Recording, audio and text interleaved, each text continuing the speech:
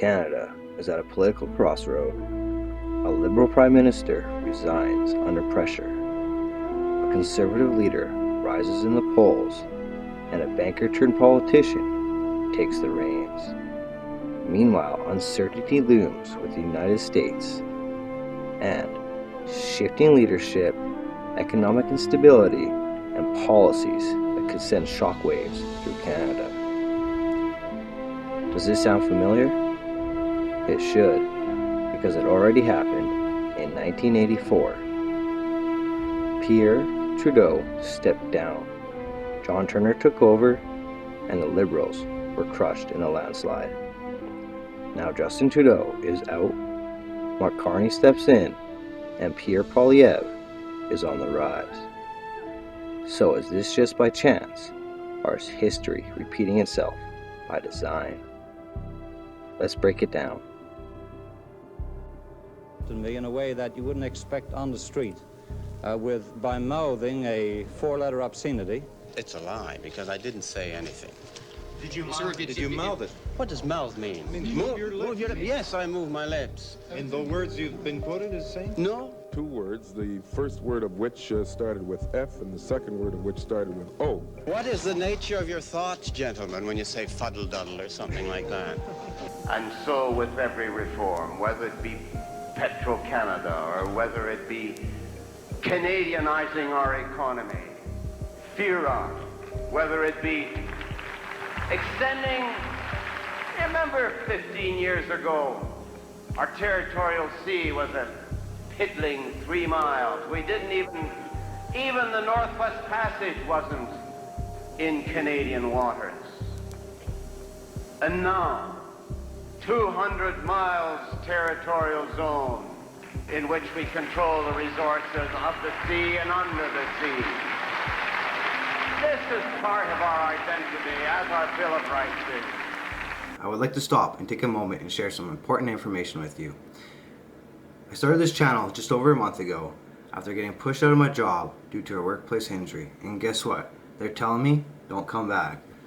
So I'm making this work. No sugarcoating, no corporate bullshit, just me telling how it is. And in just 32 days, we've grown the channel from 0 subscribers all the way to 304. And with over 130,000 views, that tells me people are hungry to hear the truth. If you're one of them, hit that subscribe button right now and help me grow the Hard Truth Canada, because, let's be real, the mainstream media won't show you this stuff. If you're into camping and off-road adventures, I also run a separate channel called Exploring XJ, where I take my family into the wild and just get away from all this nonsense. So if that is more your vibe, feel free to check it out as well. Thanks again. Now let's get back to today's episode. Some insiders were saying that Trudeau has decided not to make any announcement until after the federal budget, expected about the end of February. That's not soon enough for a lot of Ontario backbench Liberal MPs. They say they're going to tell Trudeau at the Liberal caucus this coming Wednesday that he must announce his retirement soon if the party is to have any chance against the Conservatives in the next federal election. Retirement doesn't seem to be your style. Is it your style now? I'm not retiring. I'm going to stay on Prime Minister for a few more months, and then I'll work at something else. What do you have in mind? What else?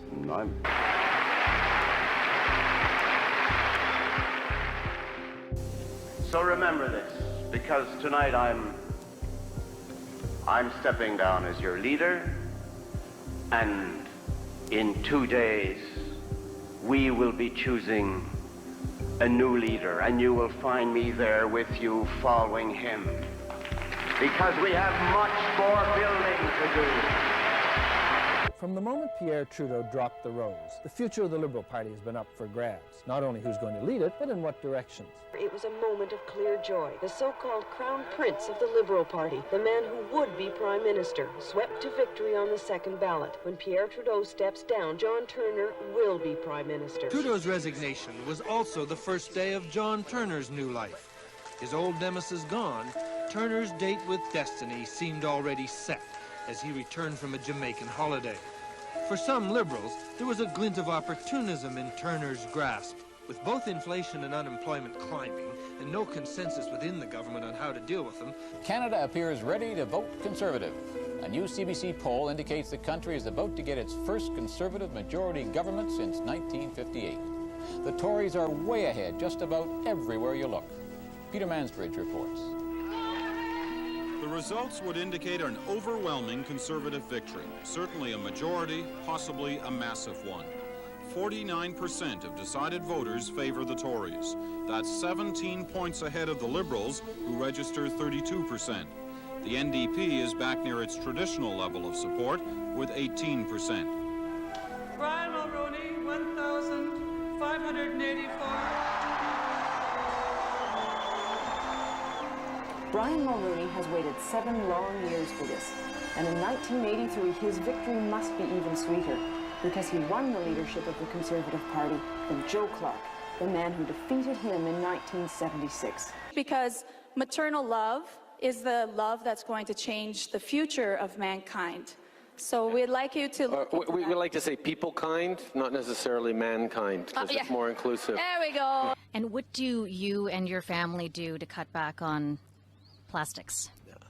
We have recently switched to drinking water bottles out of water out of when we have water bottles out of plastic. Away from plastic towards paper, like drink box water bottles, sort of things. I put Canadians first. That I have people's backs, and that's why I'm here to tell you all that we got you.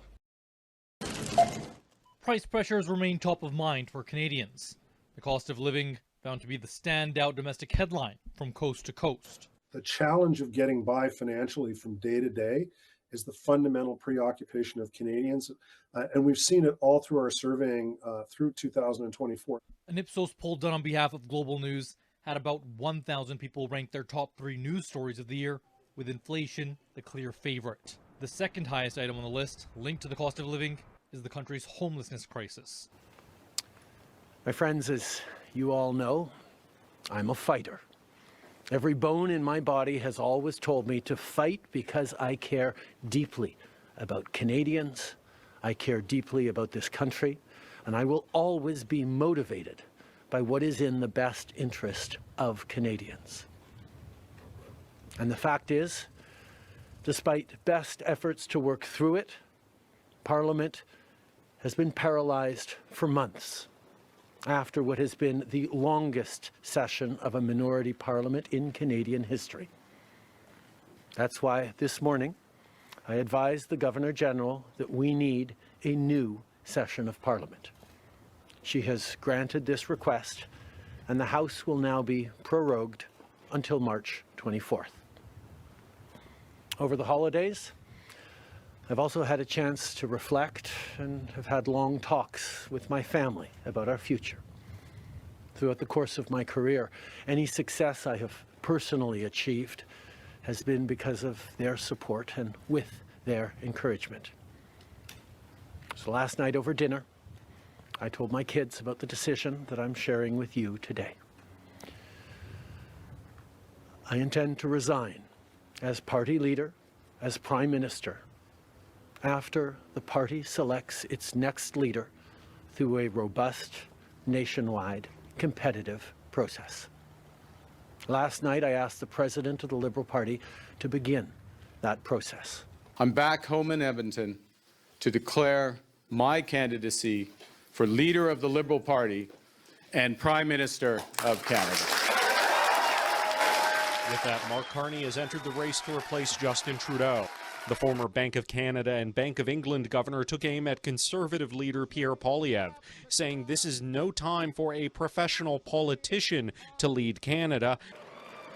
In first place, the next Prime Minister of Canada, Mark Carney, with 131,674 votes, resulting in 29,457 allocated points, representing 85.9% of the vote. Prime Minister Trudeau, my time doesn't permit me to recognize all of your accomplishments, so I'll speak at a higher level. You have combined strength and compassion every day as a fighter for Canada. I put up my hand to run for leader because I felt we needed big changes, but big changes guided by strong Canadian values. And to respond, my government will put into action our plan to build a stronger economy, to create new trading relationships with reliable trading partners, and to secure our borders. We can control our economic destiny with a plan that puts more money in your pockets. A plan that will ensure your government spends less so Canada can invest more. We will be eliminating the Canada fuel charge, the consumer fuel charge, immediately. And we will be ensuring that those Canadians who have received rebates will continue to receive a rebate in the next quarter. Prince of the Liberal Party, the man who would be Prime Minister, swept to victory on the second ballot. When Pierre Trudeau steps down, John Turner will be Prime Minister. And together, as Conservatives and Canadians, we're going to reconstruct that grand alliance of West and East, English and French, new Canadians and old, and we are going to make a commitment to unity, to change, to growth and prosperity that's going to mean new days and new hopes and better tomorrows for all Canadians. We should be the wealthiest and most self-reliant economy in the world today, given our natural resources.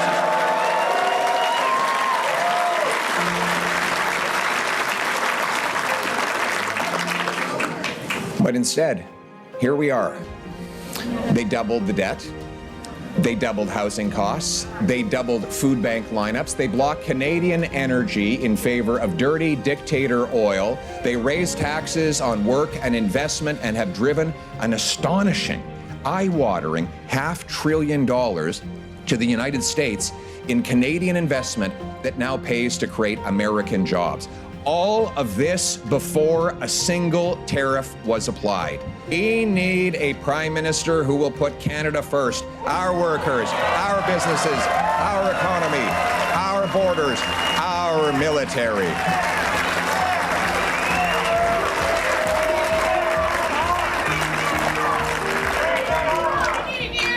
We must, well, I need you too. Are you with me?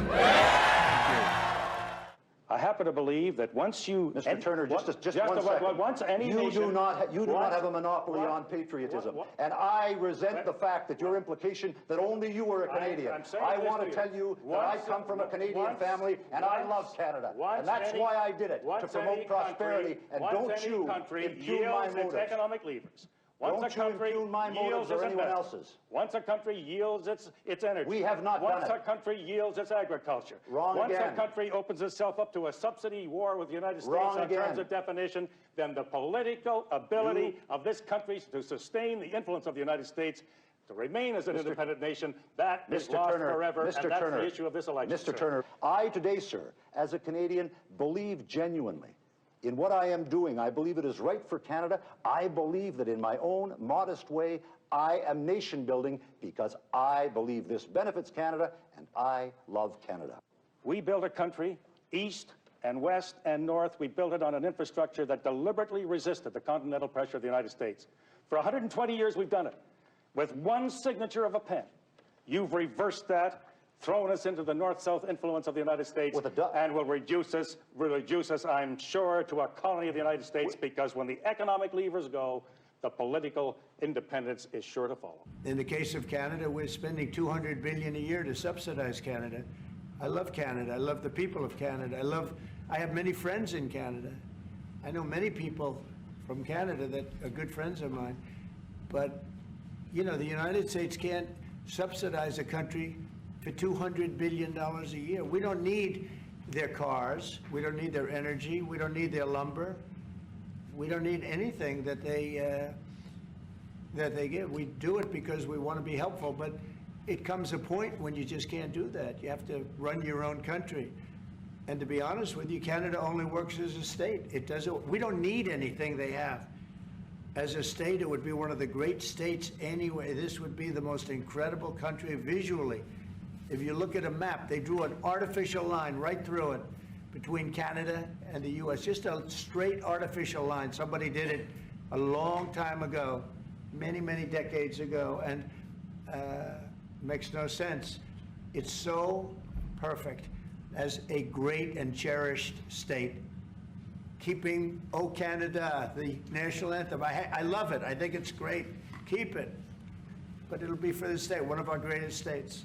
Maybe our greatest state. But, and there's not a thing that we need. Now, there'll be a little disruption, but it won't be very long. But they need us. We really don't need them. And we have to do this. I'm sorry, we have to do this, yes. And my government will keep our tariffs on until the Americans show us respect. So Donald Trump thinks he can weaken us with his plan to divide and conquer. A plan that creates new trade corridors with reliable partners. A plan that creates one Canadian economy, not 13. Because in Canada, we are stronger when we're united. We can give ourselves far, far more than Donald Trump can ever take away. I know that these are dark days.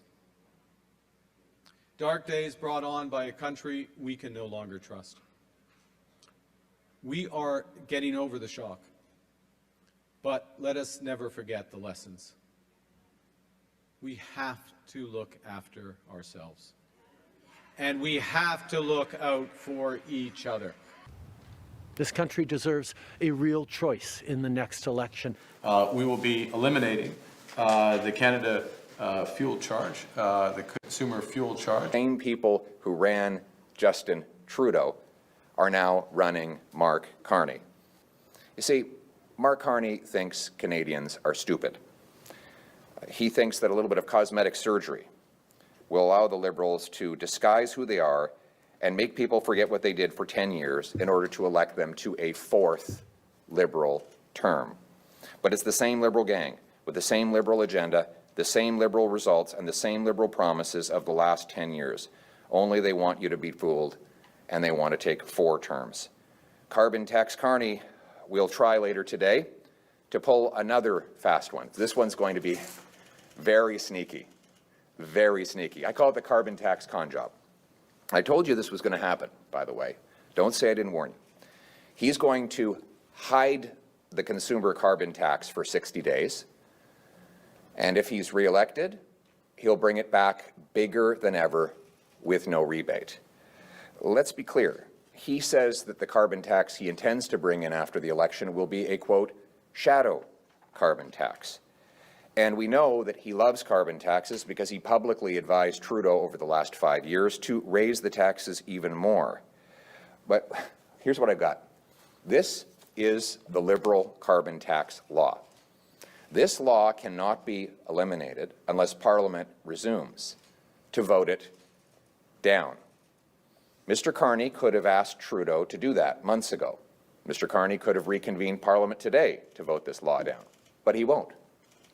He will keep the carbon tax law in place even while he temporarily hides the carbon tax from the gas pump for 60 days leading up to the election.